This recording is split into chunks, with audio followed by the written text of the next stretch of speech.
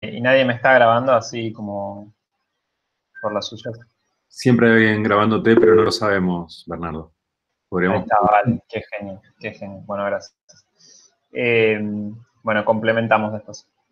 Miren esto. Les quería mostrar esto. Entonces, el Imperio Romano. ¿Lo ven? Tenemos acá el territorio ocupado. Fíjense, prácticamente todo el norte de África, una parte de Asia y prácticamente gran parte de Europa o toda Europa, digamos. Todo lo que es España hoy en día, todo lo que es Francia, Bélgica, Suiza, Italia y una parte de lo que es Alemania, ¿no?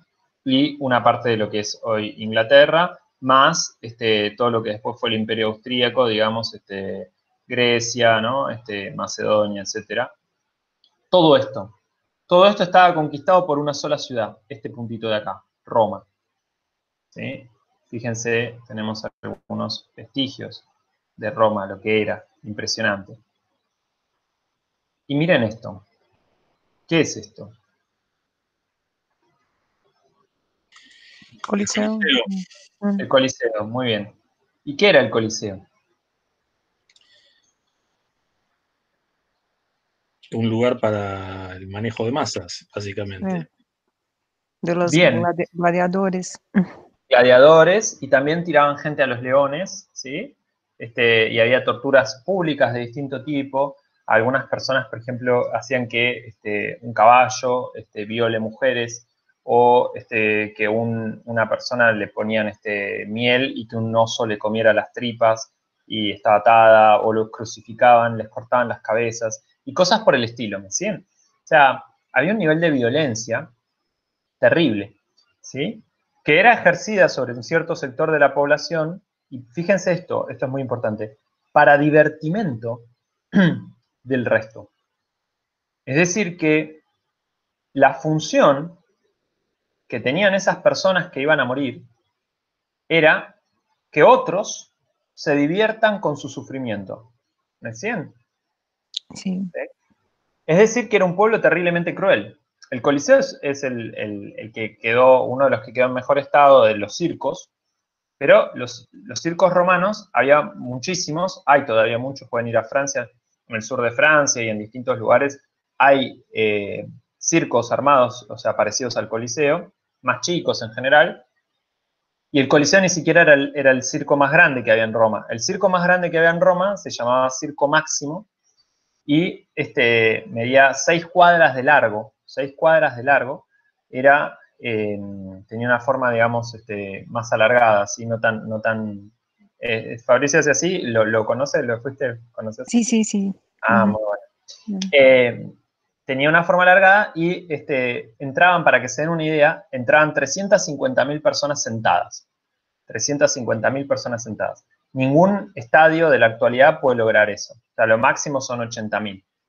Entonces, imagínense, o sea, hace 2000 años hicieron un estadio que tenía más de 3 veces o 4 veces la capacidad del mayor estadio que se puede producir hoy en día con la tecnología que tenemos. ¿Sí? Es una locura total.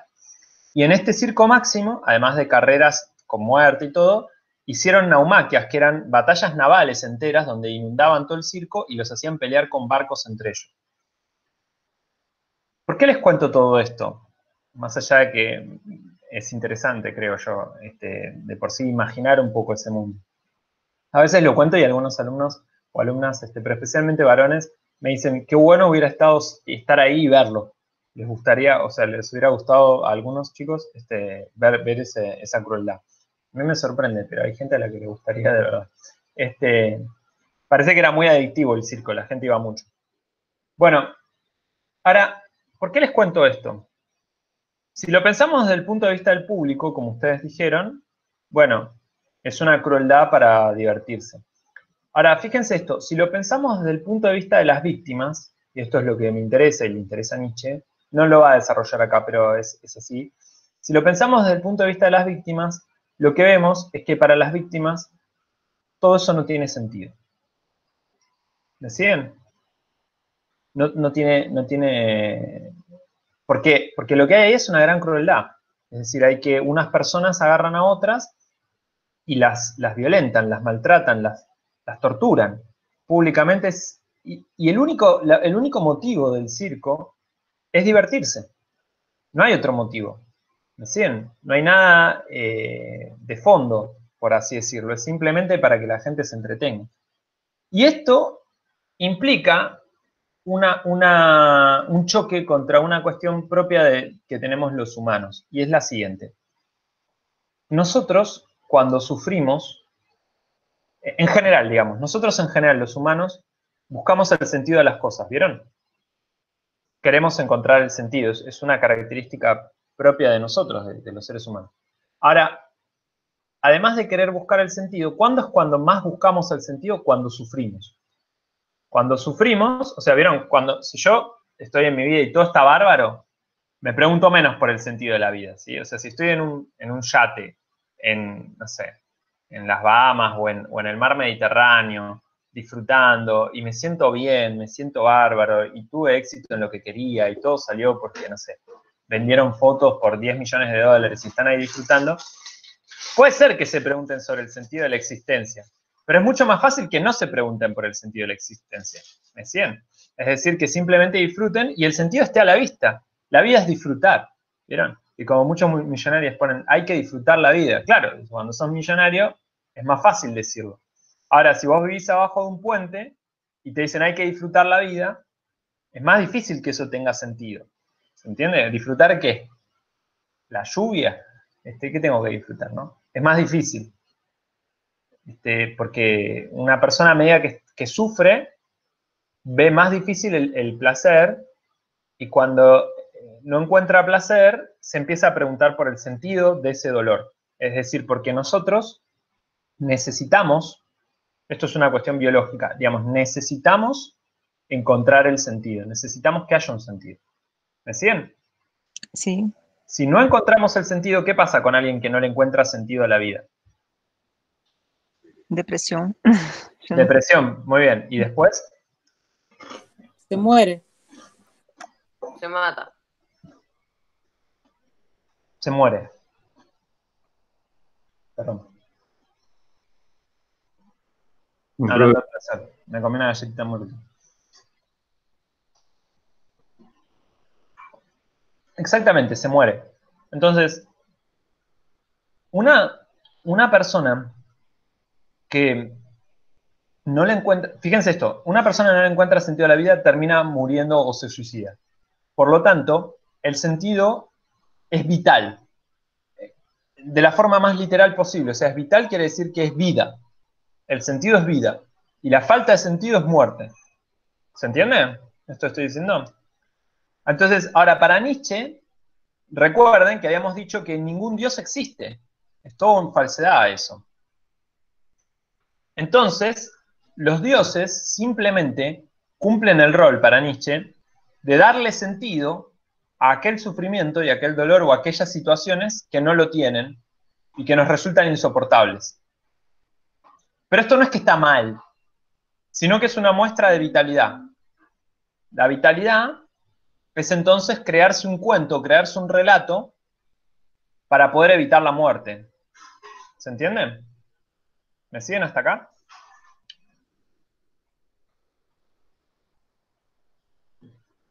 Entonces, como la vitalidad es la creación de este sentido, fíjense que los esclavos en el Imperio Romano estaban frente a una prueba tremenda, que es que los mataban para su propia diversión. Entonces, cuanto más grande es el sufrimiento, más potente tiene que ser la búsqueda de sentido, ¿se entiende? Más importante es ese sentido. Porque es muy difícil para una persona decir, bueno, yo estoy acá y mi función en el mundo es entretener a los romanos esta tarde, cuando a mí me destripen. Cuando me destripen, los romanos se van a entretener un ratito, unos minutos. Ojalá. No es aceptable eso. Uno no puede decir eso como forma de encontrarle el sentido. ¿Me siguen? ¿Y qué religión o qué relato nace muy importante adentro del Imperio Romano? El cristianismo. Muy bien, el cristianismo. Y el cristianismo, ¿cuáles son los ideales del cristianismo? ¿Cuál es el sentido que propone el cristianismo? ¿Qué propone? ¿Qué es el cristianismo? Sacrificio es el primero. Muy bien, exacto. Culpa es el segundo. Muy bien, exacto. Entonces, uno es culpable, ¿sí? O sea que lo que recibe en la vida, que es horrible, tiene un sentido porque uno es el culpable de ese pecado original que ha cometido y por el cual es castigado. Pero además, fíjense esto, la debilidad es recompensada en el cristianismo. Es bueno ser débil, ¿vieron? ¿Cómo se dibuja? ¿Vieron qué animal representa al cristianismo? El cordero. Muy bien, el cordero. ¿Y por qué? ¿Por qué el cordero? ¿Por qué no un león? Porque es chiquito y frágil. Porque no cuestiona.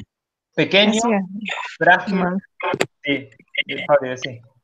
No, yo no sé si en español, manso, sería Manso, eso, ¿no? manso, tal cual. Es dócil, es manso, obedece, no cuestiona, sigue a la manada, acepta, ¿sí? Todas características que el cristianismo reivindica como buenas. ¿Quiénes son los buenos, entonces? Los que son mansos, los que aceptan, los que son débiles, los que se someten, los que son dóciles, los que siguen, etcétera, etcétera, etcétera. Los que ponen la otra mejilla cuando son golpeados. Ahora bien, entonces, obviamente, para gente que va a ser sacrificada para el placer, para el divertimento de otros, es bueno que le digan que eso que hacen es bueno. ¿Me siguen? Entonces, ese sacrificio, esa violencia que reciben, ese maltrato, ese terror que tienen, tiene un primer sentido, digamos. Soy bueno por tenerlo. Muy bien. ¿Y cuál es la recompensa? El cielo. Claro. Sí, paraíso. Muy bien. Alcanzar paraíso. El paraíso, exacto. Entonces, van a ser recompensados no en este mundo, sino en otro mundo más allá de este, que va a poner las cosas en su lugar. Y va a castigar a los fuertes por ser fuertes y violentos. Y va a premiar a los débiles por no responder. ¿Sí? Ahora, fíjense esto, y esto es otra cosa que plantea Nietzsche en el segundo tratado del libro. Dice, bueno, ahora, los débiles, ¿podían responder? No, no podían. Eran débiles. Los esclavos no podían, estaban sometidos, estaban encadenados. No podían hacer otra cosa. No podían volverse amos. ¿Me siguen? Entonces, ¿qué ocurre? Ocurre que los cristianos les dicen a los esclavos, y los esclavos se dicen entre sí cuando son cristianos, que ellos son buenos por no hacer lo que no pueden hacer. ¿Se entiende? ¿Me siguen? Es decir, no pueden volverse... Ellos se dicen, vos sos bueno porque vos no tirás gente al circo a que se la coman los leones. Pero la pregunta es, ¿pueden tirar gente al circo para que se la coman los leones? No, no pueden. ¿Se entiende esto que estoy diciendo? La última no te seguí, Bernardo. Claro. O sea, pensarlo así, los esclavos en el Imperio Romano, ¿son potentes o son impotentes? Impotente. Impotentes. Impotentes, o sea, no tienen potencia, no tienen fuerza, ¿sí? Están en una situación de debilidad frente a los amos, que sí son fuertes y los sacrifican para su divertimento. ¿Me siguen? Sí. Ahora, el cristianismo no les dice, bueno, vos sos débil y no puedes hacer nada y por eso te toca esto, porque eso le quitaría el sentido. Pues si yo te digo, el único motivo para tu sufrimiento es que no podés cambiarlo, es terrible. Esa verdad es terrible, es abrumadora. ¿Se entiende? Si es que es una verdad, digamos, esa idea. Esa idea, vamos a dejarlo así, no sabemos si es verdad o no, pero la idea de que todo el sufrimiento que uno tiene... La verdad. ¿Eh? No, no es verdad, pero se acerca bastante a la verdad, vamos a decirlo así. No sabemos, pero podemos pensarlo así. Nietzsche lo piensa así sin dudas. Entonces dice, esa verdad es inaceptable. La verdad de la debilidad. es inaceptable, porque la persona no puede soportar que su sufrimiento no tenga sentido, que solamente esté a disposición del placer del otro. ¿Se entiende? Es demasiado cruel, es demasiado terrible. Entonces, tiene que pensar otra cosa. Tiene que pensar que podría ser de otra manera y que ella elige sufrir eso, para obtener una recompensa o para tener algún tipo de resultado en el más allá. ¿Me siguen? A esto Nietzsche lo llama el consuelo metafísico. Se los escribo.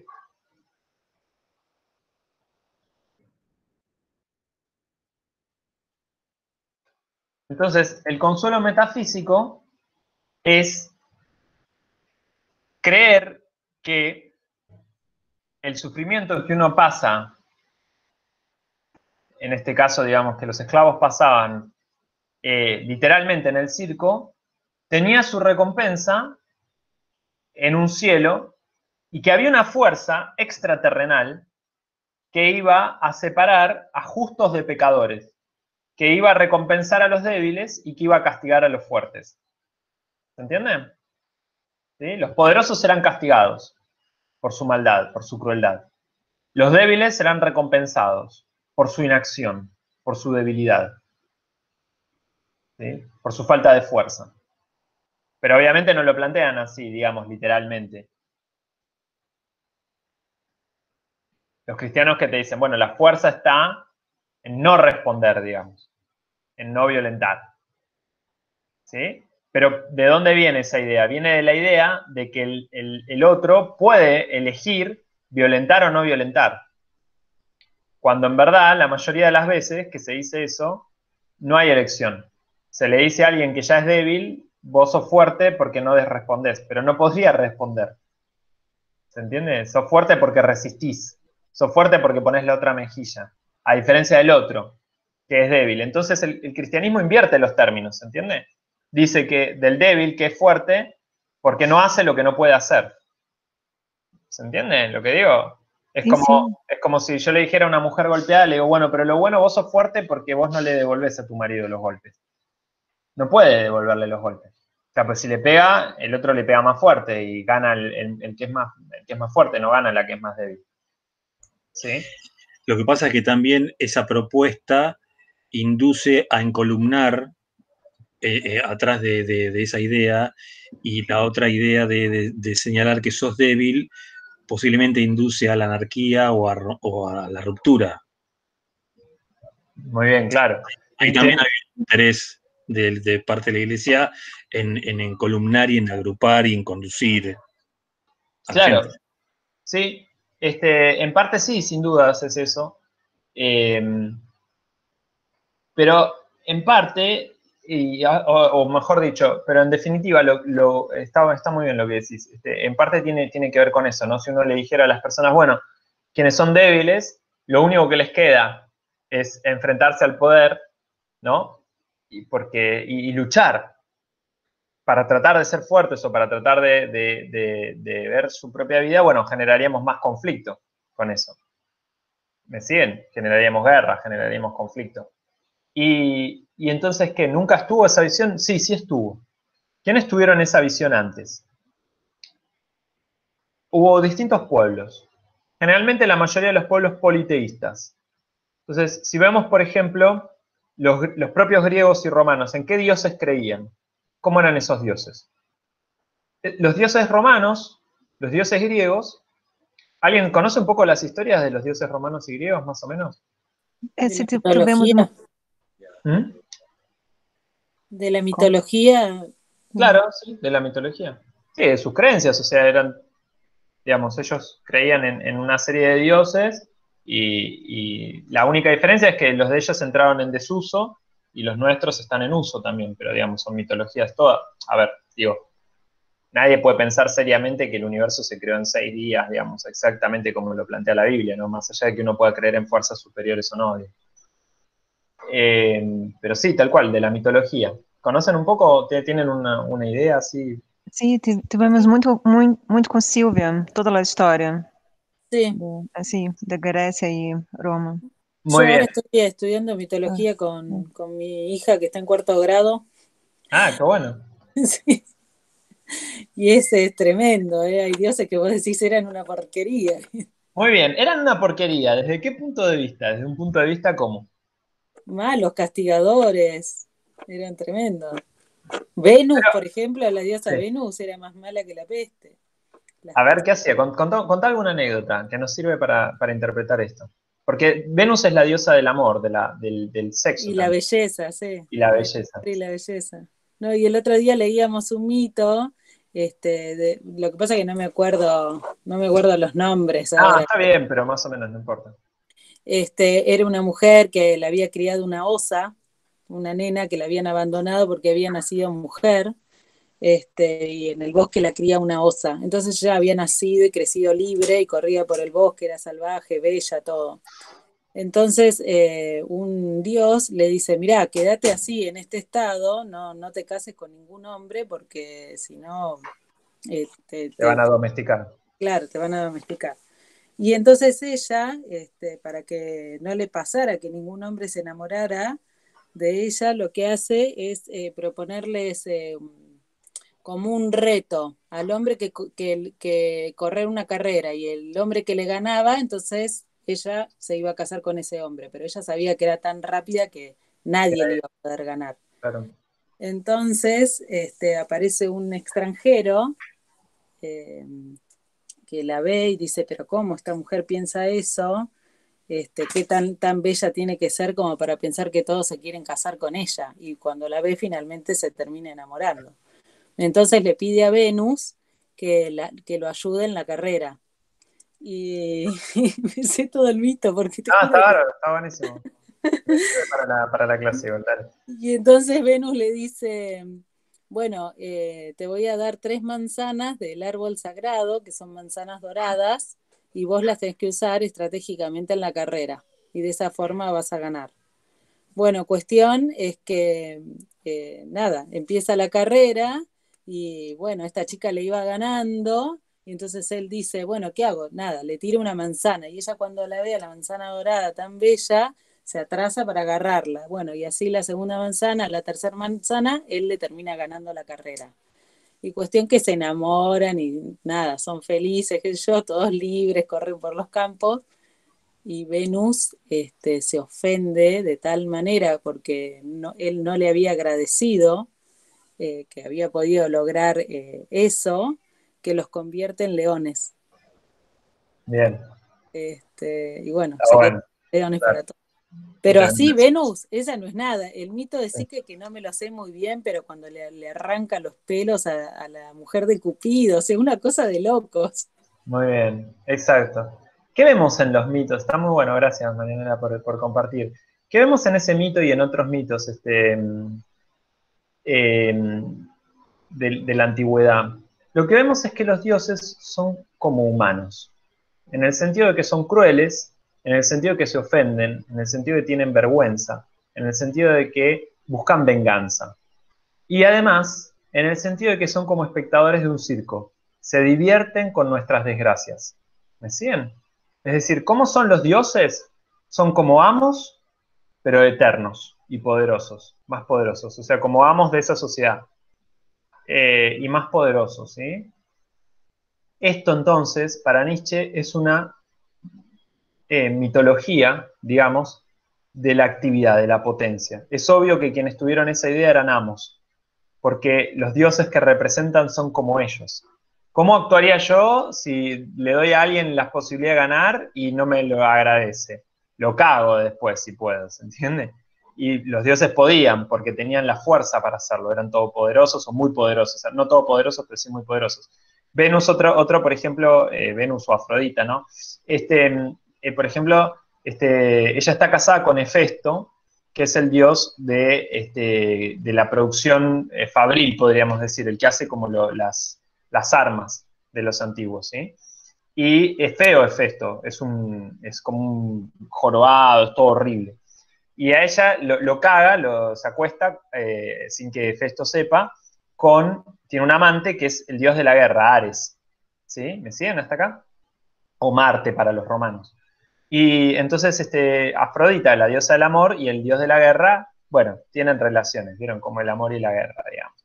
A escondidas, ¿sí? Y entonces, ¿qué hace Hefesto para vengarse? Prepara una especie de tela, como una red, ¿sí? Como una red para pescar, muy, muy fuerte, con distintos componentes mágicos, y la pone escondida en la cama para que cuando estén en el acto los atrape.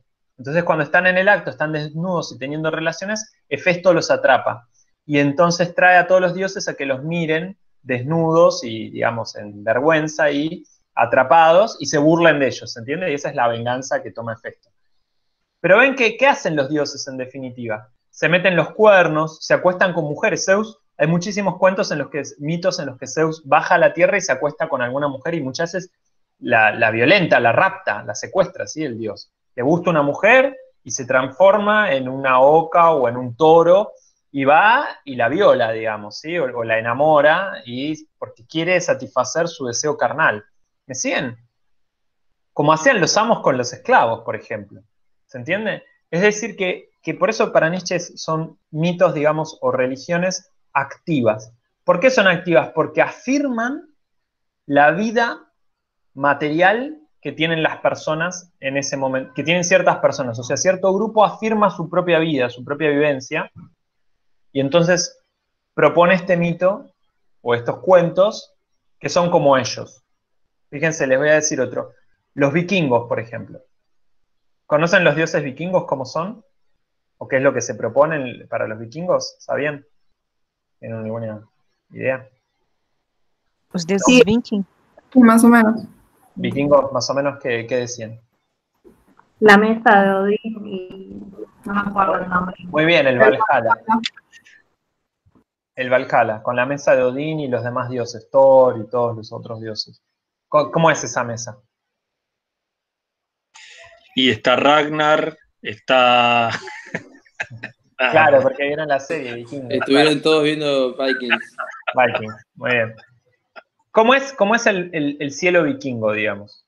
El cielo vikingo es un cielo al cual solo acceden, al Valhalla, acceden solo los guerreros valientes, ¿sí? Que hayan muerto en combate. Si vieron la serie, hay un personaje, por ejemplo, está viejo y tiene miedo de no morir en combate y entonces no poder acceder al Valhalla. Entonces, trata de que lo maten, pero es buen guerrero y entonces le cuesta, porque no puedes, dejarte matar, te tienen que matar en el combate. Y entonces la mitología vikinga ayuda a crear fuertes guerreros, ¿se entiende? Porque es un mito que les dice, bueno, si vos sos valiente y peleás y te matan en combate, es lo mejor que te puede pasar. Pero fíjense cómo es el cielo vikingo. El cielo vikingo es un cielo donde los guerreros se reúnen con los dioses, los guerreros dignos se reúnen con los dioses y hacen fundamentalmente dos cosas ahí, o tres podríamos decir. Comen, ¿sí? Comen festines y luchan. Y después además tienen sexo, pero digamos que fundamentalmente comen un festín todos los días, todas las tardes se enfrentan en una guerra, pelean y se matan, y al otro día renacen y vuelta a empezar. Otra vez comer un festín y otra vez guerrear para siempre, por toda la eternidad. ¿Me siguen? Fíjense si no es un mito afirmativo del estilo de vida vikingo. ¿Me siguen? Porque es un mito en el cual, bueno, lo que hacemos nosotros está perfecto. ¿Nosotros qué hacemos? ¿Qué hacían los vikingos? Mataban, saqueaban y robaban, ¿sí? Robaban otros pueblos y los saqueaban y los mataban. Y eso era su cielo. O sea, si lograban mantenerse así el suficiente tiempo y los mataban en una batalla, después iban a un cielo en donde volvían a hacer eso para siempre, ¿se entiende? Entonces, ¿qué decían los vikingos? Esto está buenísimo. O sea, matar, robar, violar y saquear es genial. Lo mejor que nos puede pasar es seguirlo para la perpetuidad. La cagada de esto es que se termina cuando te morís. ¿Se entiende? Entonces el mito dice, bueno, ¿cómo lo seguís? Para siempre en el más allá. ¿Me siguen? ¿Sí? En cambio, miremos el cielo cristiano. ¿Cómo es el cielo cristiano? ¿Sí? Angelical. Angelical. Hay un cuento, un librito muy gracioso, que creo que se llama Desde la Tierra, algo así, de Mark Twain, que dice: lo sorprendente es que el cielo cristiano es un cielo en el cual se supone que se hacen un montón de cosas que nadie quiere hacer en la vida real. Como por ejemplo escuchar arpas. ¿Quién estuvo escuchando arpas últimamente? ¿Sí? ¿Cuántas veces escuchan arpas y violines, digamos, e instrumentos en su vida cotidiana. ¿Quién de nosotros se pone a escuchar arpa? Nadie, ¿no? O casi nadie, digamos. Son pocas las personas. En cambio, digamos, no sé, guerrear les gustaba a todos los vikingos, o a la gran mayoría. Y si no, bueno, más les valía que les guste. Entonces, el cielo cristiano es un cielo que rechaza nuestra vida, y el Dios cristiano es un Dios que rechaza nuestra vida. Es decir, que el Dios cristiano, fíjense cómo es. Todo lo que no somos los humanos. Es un Dios omnipotente, mientras que los humanos somos impotentes. Es un Dios omnipresente, mientras que nosotros solo estamos en un lugar. Es un Dios omniconsciente, no se lo puede engañar. Pero fíjense que todo esto no es una característica de los dioses politeístas. Los dioses politeístas sí se pueden engañar. Hefesto era engañado por Afrodita, o por Venus, y después se venga de ella. ¿Se entiende? Porque siente celos, porque le da bronca. Es decir, son dioses llenos de defectos, no son dioses perfectos. Y entonces, Nietzsche lo que está planteando es que esa mitología habla más del tipo de personas que la produjeron, más que de otra cosa. En qué lugar estaban y cómo vivían. ¿Se entiende? Entonces, los cristianos estaban en una situación horrorosa, espantosa. Eran cruelmente ajusticiados y violentados por los amos. Y entonces ellos eran esclavos y no tenían otra salida que sufrir para divertir a los amos. Y entonces buscaron este consuelo metafísico. Ahora fíjense esto, para ir cerrando un poco las ideas. Fíjense esto.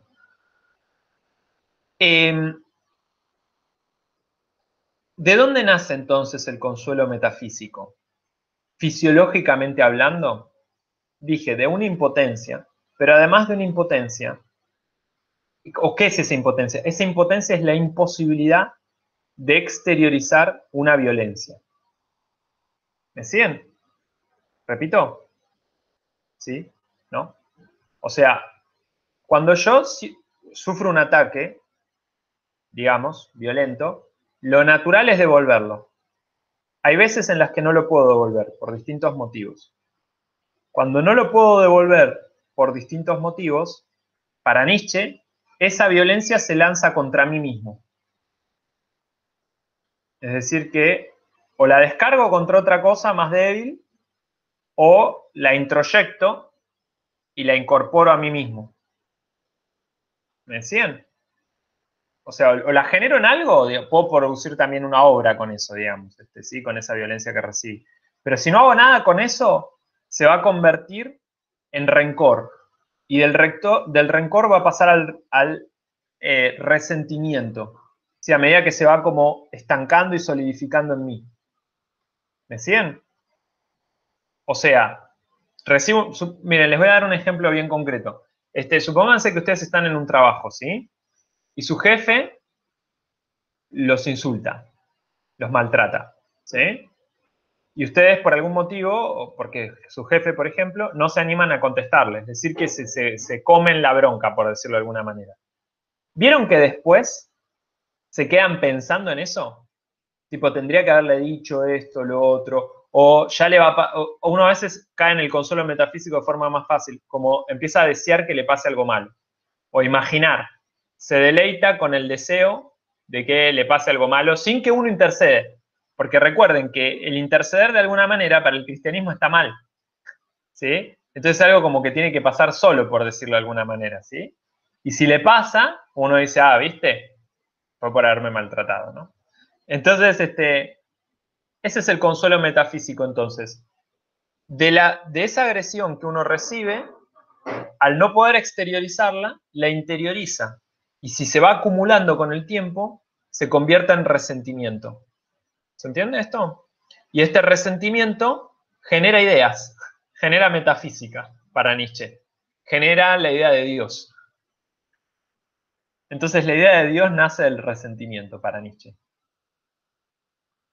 Igual, Uno sí. suele decir que, como diciendo, bueno, si no lo paga ahora, que lo pague, que Dios se lo haga pagar en otro plano, digamos. Uno piensa a veces con la gente mala eso, ¿viste? Decir, bueno, si no le pasa nada ahora, que le pase en algún momento que Dios se lo haga pagar. Claro, pero ¿qué es malo ahí en ese contexto? Es que es agresivo, que es violento. ¿Por qué? Porque tiene la fuerza para hacerlo social o personal, para hacerte sentir esa violencia, ¿no? Y a eso uno lo categoriza como malo. A esto Nietzsche lo llama también la ficción del sujeto, que es que cuando yo recibo alguna violencia, digo, bueno, él es violento, o ella, la persona que me lo hace es violenta, y me hace mal. Por lo tanto es malo. Y yo, que no le hago mal, soy bueno. Pero claro, el punto es que yo no puedo hacérselo, ¿se entiende? Por eso hay una ficción de sujeto, una ficción de acción. Porque yo imagino que podría y que elijo no hacerlo. Pero para Nietzsche en ningún momento podés. Vale, ni vas a decir algo. O Marianela también. Sí, no sé si... Ahí está. Sí, sí, Valen, después digo.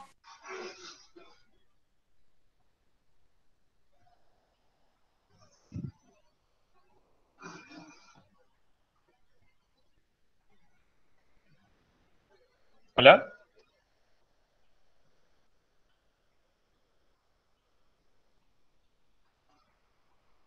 ¿Valen, estás ahí? A veces tiene problema con el audio, Valentina, Ah, porque ok, está el micrófono abierto, pero se ve que no está saliendo. claro. Marianela, ¿querés decir vos y después en todo caso? No, lo que te quería preguntar es que me imagino como que el pensamiento de Nietzsche también se puede aplicar a la actualidad, digo, porque es más fácil pensarlo cuando uno lo ve en el sentido de la esclavitud, pero si fuera, por ejemplo, ahora, que alguien me hace daño a mí y yo decido no responder, pero no porque me siento débil, sino, bueno, por una serie de pensamientos que tengo. ¿Eso me convierte en débil igual? Es una Digamos, excelente... Sí, ¿sería dale. lo mismo? Es una excelente pregunta, Marianela. Para Nietzsche, los valores morales del cristianismo generan personas reactivas, porque vos tenés una serie de pensamientos. ¿De dónde vienen esos pensamientos? Bueno, una gran parte van a venir del cristianismo. Entonces, el marco es el que hablábamos, ¿no? Entonces, justamente como dijo Caro, bueno, si una persona es mala, y por mala ya se refería a agresiva, y si una persona es mala y me hace un daño, entonces yo con mis pensamientos elijo no hacerlo aunque tal vez podría. ¿Y en qué está basado eso? En una estructura metafísica. Bueno, no hay que responder al mal con mal, o sea, la agresión con agresión. Bueno, no hay que exteriorizar violencia, porque la exteriorización de la violencia es de la violencia física, simbólica o la que sea, ¿no? Digamos, no necesariamente tiene que ser ir y pegarle una trompada, puede ser otra cosa. Eh, digamos, entonces, la venganza es mala, por ejemplo. Y entonces es una idea muy profunda en el cristianismo. Es malo vengarse y es bueno aceptar lo que el otro pasa y dejar en el mundo, o sea, producir una inacción, dejar que el mundo acomode las cosas, el mundo, el universo, ponerle el nombre que quieras, Dios, pero que algo metafísico, no yo, ni ninguna persona cercana a mí, se ocupe de eso.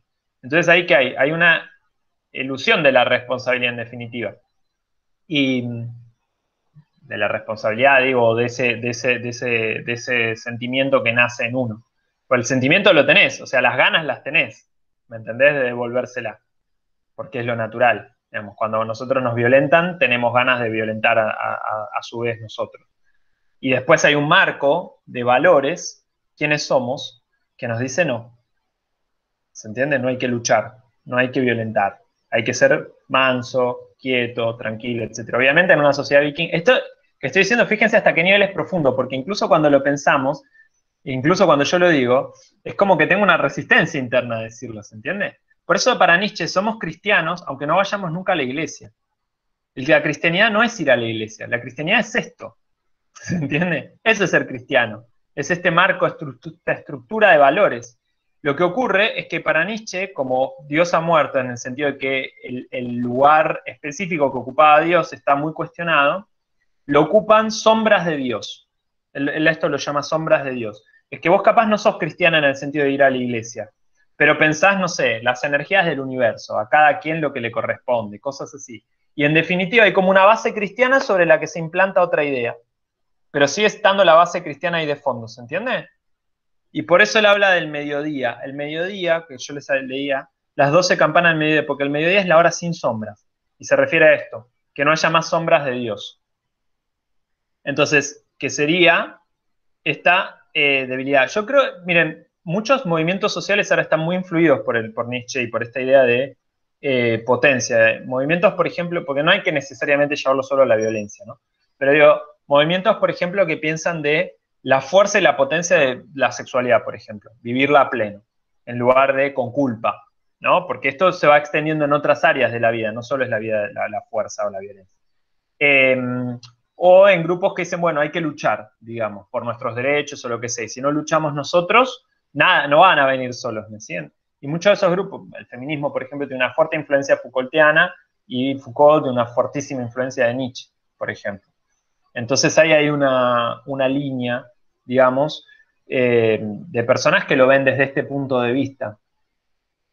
Pero sí, los valores nos producen como humanos también. O sea, los valores nos convierten en reactivos o en activos también.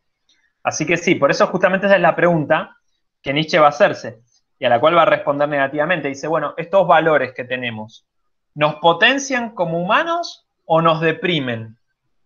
Porque además para Nietzsche esta introyección de la violencia te enferma, literal. Te produce enfermedades físicas y enfermedades mentales, ¿sí? O sea, porque uno va como acumulando resentimiento. Hay personas que lo pueden tramitar mejor, digamos, en el sentido de que lo pueden llevar a otra cosa, por producir arte o generar, no sé, jardinería, lo que quieras, digamos, le dan como una salida por otro lado. Pero si uno se lo come y se lo guarda y se lo guarda y se lo guarda, te daña, sin dudas, ¿no? Eso ya no hace falta leer a Nietzsche, digamos, está sabido. Pero bueno, entonces, un poco... y Valen escribió ahí que los cristianos terminan siendo los amos. Claro, exactamente. Por eso acá viene la respuesta a lo que decía Gastón. Al final ganan los débiles. Porque este proceso Nietzsche lo llamó la trasvaloración de los valores. Es decir, que los reactivos, los débiles, lograron un mito, una producción simbólica más potente, un relato más potente que los fuertes. Y ganaron en el plano simbólico. Entonces impusieron sus valores. Entonces Occidente, sin dudas, es cristiano. En todos estos sentidos que vemos. Y quien violenta para abajo, después acepta la violencia para arriba. ¿Me siguen? Es decir, que si tu jefe te maltrata, pero después su jefe capaz o la junta de directiva le hace lo mismo y él se la come, digamos, por decirlo de alguna manera. Uno lo puede llevar a otros planos. Nuestra sociedad es una sociedad pacífica dentro de todo, o sea, comparada con la vikinga y otras sociedades de ese estilo. Y uno lo puede llevar a otros planos, ¿no? Que no hace falta pegarle una trompada al otro. Pero si ustedes han probado la experiencia de que cuando les empiezan a agredir, plantarse y no aceptar esa agresión, en lugar de aceptarla esperando que, digamos, ya hay un alivio, digamos, en ese plantarse, ¿no? Y en hacer frente a esa violencia que uno recibe. ¿Me siguen? Sin necesidad de decir, le voy a clavar un cuchillo, digamos, ir a esos extremos absolutamente impracticables en la vida. Pero también hay que incorporar a los autores en una forma de pensarlos con cierta practicidad, si no es una idea y nada más. Y también fíjense que este resentimiento lo que produce para Nietzsche son personas que están todo el tiempo como vacías y queriendo quitarle a los demás algo. Porque surge además también ahí la culpa y la autocompasión. ¿Me siguen? Porque el sufrimiento va llevado en esta mitología cristiana que tenemos todos en la cabeza de un proceso de autocompasivo. Yo soy una víctima, porque como las víctimas son recompensadas en algún punto, hay un goce con eso, ¿se entiende esto que estoy diciendo? Es decir, porque por un lado soy una víctima y es un sufrimiento al que le tengo que dar sentido. Pero por el otro lado, el hecho de ser víctima me convierte en alguien importante y en alguien meritorio. Es decir, que mi vida tiene sentido, ¿se entiende? En el mito cristiano. Sufrir quiere decir que estoy haciendo algo bien también en un punto. ¿Me siguen? Y esto es un problema porque uno se queda enganchado con el sufrimiento también ahí entonces, porque dice, ay, qué bien que está que sufro. Y uno lo dice muy, muy, muy atrás. No lo está en el pensamiento común, pues nadie piensa, che, qué bueno que estoy sufriendo. ¿Me siguen? Es como un trasfondo lejano, lejano, pero está ahí. ¿Sí o no? Está ahí ese trasfondo. Sí. Entonces, la autocompasión y la culpa son dos elementos que van enganchando este elemento, porque cuando somos potencia, digamos, nos da culpa. Y cuando sufrimos, nos regocijamos con la autocompasión. Es decir, cómo estoy sufriendo. Y nos gusta mucho contar cómo sufrimos. ¿Sí? Ese es un placer social que tenemos casi los occidentales, digo. Entonces, Nietzsche, cuando en el Zaratustra plantea la posibilidad de salir de esta lógica y plantea al ultrahombre, digamos. A veces es traducido como superhombre, pero la palabra más exacta es ultrahombre, que es el hombre de más allá, ultra en el sentido de más allá. Y lo propone en Zaratustra, en la figura de Zaratustra, dice, el Zaratustra es como una copa siempre llena. Una copa siempre llena es alguien que siempre da. Porque para poder dar hay que ser potente, hay que tener para dar. Pero dar, también, dar, a mí me gusta mucho esa imagen de la copa llena. Dar también puede ser algo no material, sino espiritual, en el sentido de dar un chiste, dar buena onda, buena energía, sobreponerse, ¿se entienden? ¿Me siguen? Hay personas a las cuales, que son más activas, digamos, a las cuales cuando reciben daño, naturalmente lo olvidan. Ese olvido es algo de la actividad para Nietzsche. O sea, no es la reactividad, sino la actividad la que genera el olvido. Pero el olvido, ¿se entiende? O sea, en cambio, si me cuchillan y me quedo toda la vida porque hace 20 años me cuchillaron y qué sé yo, eso sería como una persona más reactiva, que no quieres ceder ese dolor, digamos, que le trata de buscar el sentido a partir de este consuelo metafísico, ¿no? Qué mal que la debe estar pasando el que me acuchilló o lo que sea. En cambio, digamos, el que olvida, pero honestamente, digamos, es porque tiene la potencia para olvidar. ¿Seguís, Marianela? No sé si te respondí. Sí, súper, súper. Genial. Bueno, entonces, esta idea de la copa llena a mí me gusta mucho. Les recomiendo, miren, es algo que se siente a veces en todos lados, digamos, en cualquier reunión humana. Cuando volvamos a tener reuniones un poco más reales, digamos, está bueno. Les recomiendo que traten bueno, tal vez ya lo ponen en práctica, pero es algo muy bueno para poner en práctica. Sentirse así, imaginarse incluso como una copa llena que desborda. A ver, es difícil de estar siempre así, porque uno es cristiano. Pero yo ni siquiera estoy bautizado, pero soy cristiano en este sentido que les decía, ¿no? Como todos nosotros. Pero sentirse así es algo muy interesante. Es como una experiencia diferente. Y si uno lo hace varias veces, se siente realmente distinto y hay como algo que cambia en uno.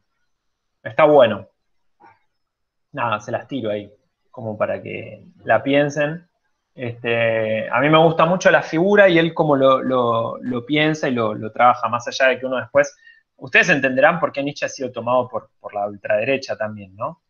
Es evidente, digamos, porque uno podría fácilmente agarrar esto y decir, bueno, pero entonces lo que hay que hacer es reventar a los débiles, que son los que transforman nuestros ideales o nuestra moral y qué sé yo, y entonces vivan los fuertes y se convierte en un nazi, digamos, ¿no? Y no es el sentido de Nietzsche. Miren, por ejemplo, él lo acusaban, o no lo acusaban, digo, él siempre atacó a los antisemitas, por ejemplo. Y los que usan a Nietzsche para hablar del nazismo no desconocen que Nietzsche siempre criticaba a los alemanes, les pegaba con un caño al alemán. Decía, el alemán es terriblemente reactivo. Justamente, un alemán es un inglés con mala digestión, decía Nietzsche. Por esta cuestión de que como la comida, veían mucho en la comida, tiene todo un tratado en el cual trabaja como los efectos de la comida. Como era tan enfermizo él, él se consideraba reactivo,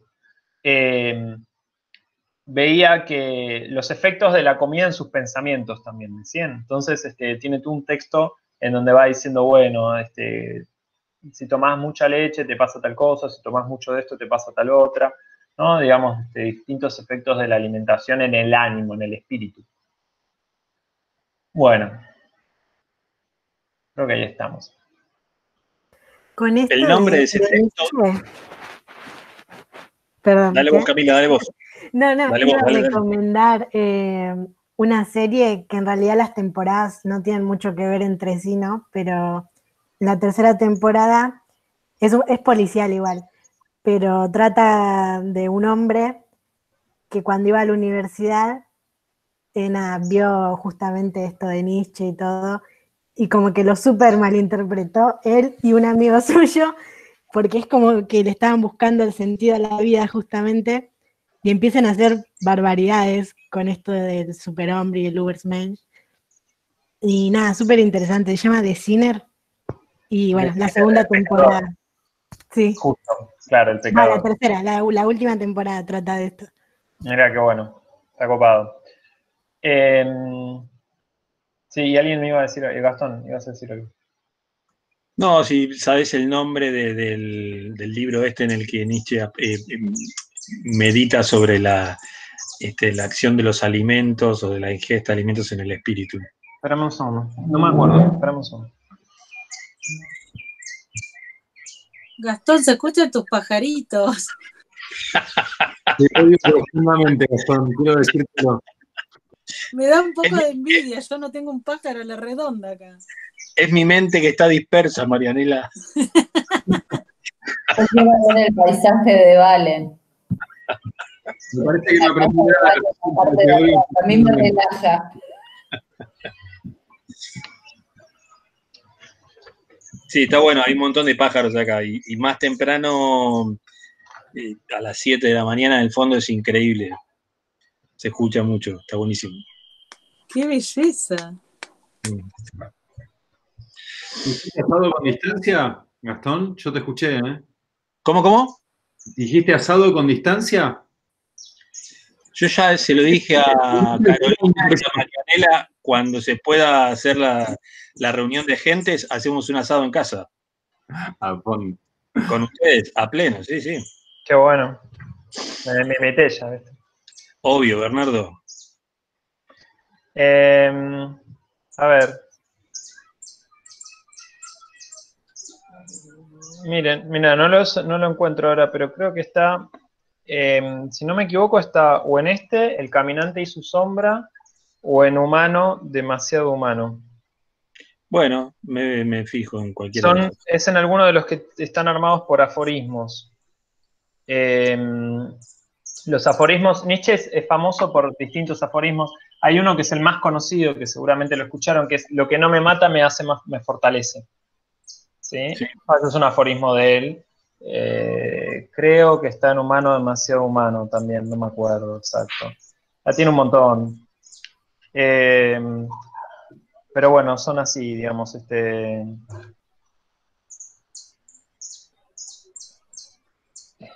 los nombres son graciosos. El poder calórico moral es desconocido. Fíjense esto, miren La vanidad enriquece. Se llama el aforismo 79 de Humano, demasiado humano. Dice: qué pobre sería el espíritu humano sin la vanidad. O sea, totalmente contrario al cristianismo, ¿no? Dice: aunque con ella se asemeja a un almacén bien lleno y que siempre se está llenando de nuevo, atrayendo parroquianos de toda clase. Pueden encontrar allí casi todo, siempre que tengan consigo el género de moneda que circula, la admiración. Muy bueno. La vanidad atrae personas siempre que traigan consigo la moneda, ¿no? Que es la admiración de esa vanidad. Bueno, como ven, digamos, es una idea muy distinta, ¿no? Porque justamente el cristianismo se caracterizó, entre otras cosas, por criticar especialmente la vanidad. Vanitas. Hay toda una serie de cuadros del barroco, ¿sí? ¿Se acuerdan? Los vanitas, que son justamente estos en donde aparecen las calaveras, ¿sí? Que frente al ascenso de la burguesía, digamos, como que cuestionaban esa ostentación, ese lujo. En cambio, la ostentación y el lujo, desde un punto de vista nietzscheano, son buenos porque son como una forma de potencia.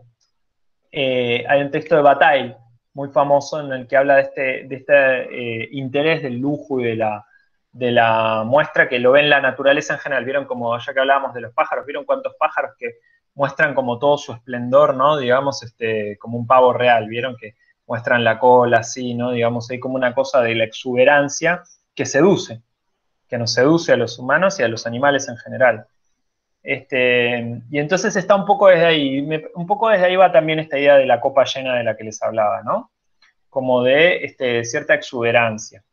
No quiere decir que lo tengan que tomar, pero digo, no necesariamente.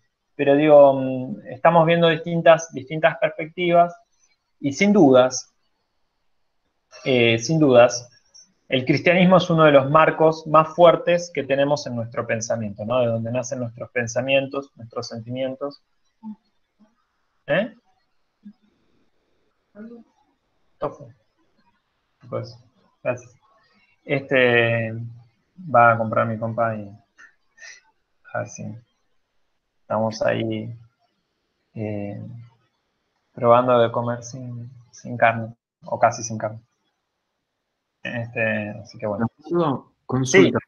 Al principio dijiste que había sido muy criticado este libro. O todas las ideas, porque ya no. Todas las ideas de Nietzsche, sí. ¿Criticado a posteriori o criticado en ese momento? Mira, es una buena pregunta. Al principio, su primer texto, que es sobre la tragedia griega, no me acuerdo del título ahora exacto, fue bastante aclamado, tuvo mucho éxito, que es uno de sus peores libros. Y después, a medida la tragedia griega y algo así, no me acuerdo.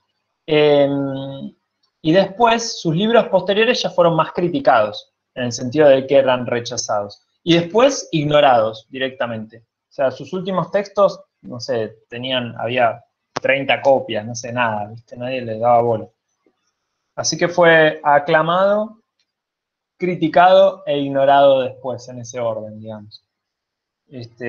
Y mucho después es recuperado, retomado, y hoy en día, y en ese texto que yo les decía que en Ecce Homo, que él dice, algún día se va a hacer una cátedra para interpretar mi libro Zaratustra, hay un montón de cátedras que se dedican, yo cursé una que toda la materia del seminario entero era la interpretación de solo ese libro, o sea, íbamos leyendo pasaje por pasaje. Estaba bueno, pero bueno, un trabajo muy metódico, digamos.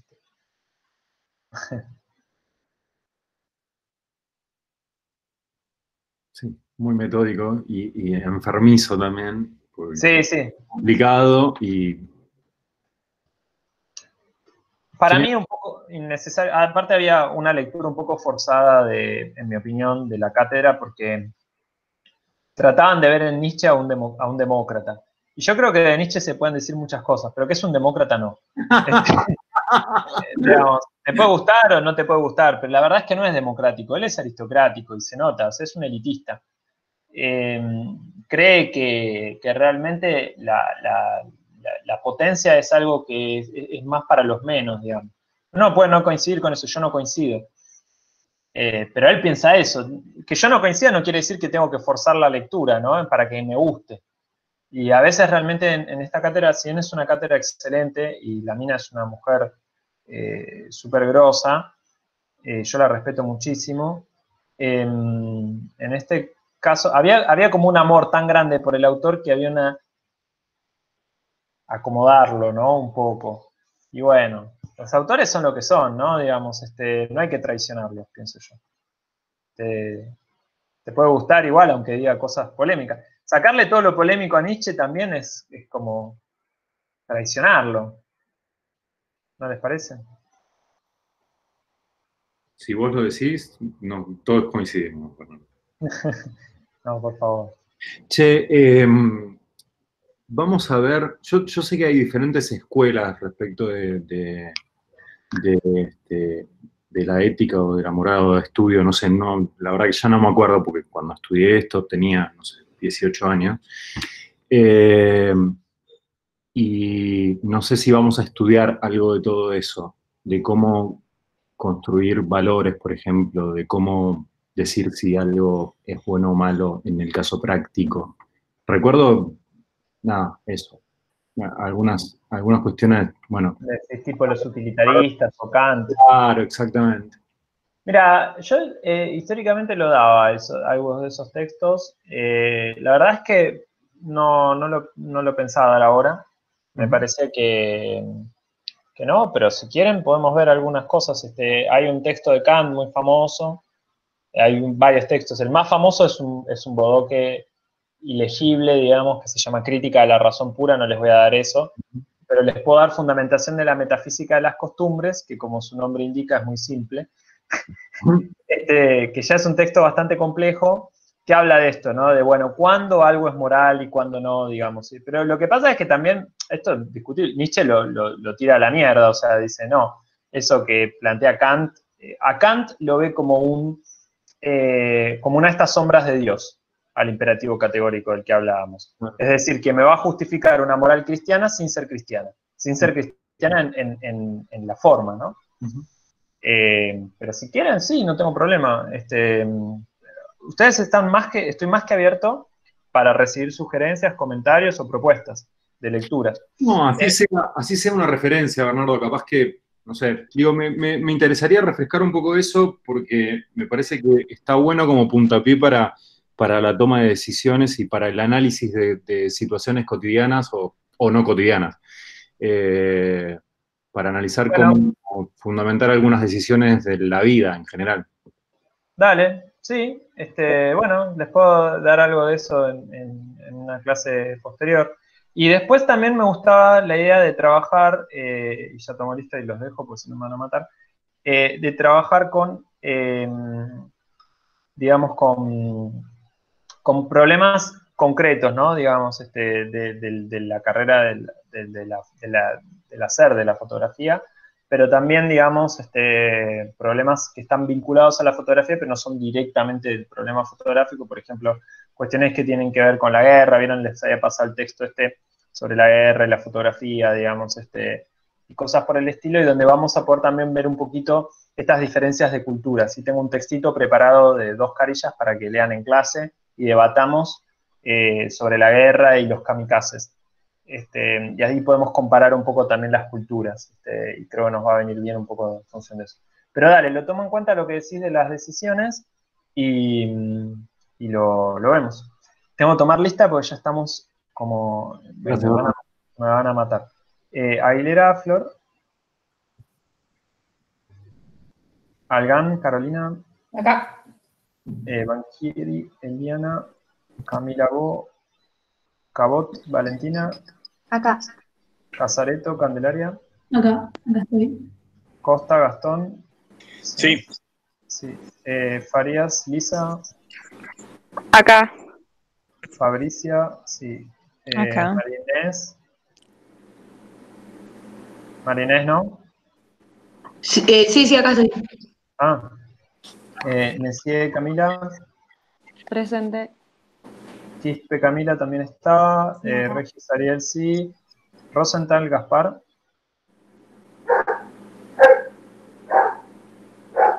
¿No? Estuvo en algún momento de la clase, ¿eh? Sí, bueno. Está por ahí. Jaduto, Gian. Acá estoy. Daniel. Acá estoy. Supongo que sí, yo, ok. Valentina. Acá, presente. Y Marianela. Presente. Perfecto. Bueno, chiques, les dejo. No nombraste, estoy presente, ¿no? ¿A quién no nombré? ¿A Dabya? ¿Cómo? A Dabya no me nombraste. Sí, te puse. Hola Bernardo, yo estoy acá, pasa que recién justo cerré el mail y no me avivé que era el Meet, que se cierra todo. Ok, no hay problema. Bárbaro. Gracias. No, por favor. Bueno, chiques, les dejo entonces. Nos vemos. Bueno, nos vemos. Chao. Buen día. Chao, suerte. Chao. Chau, chau.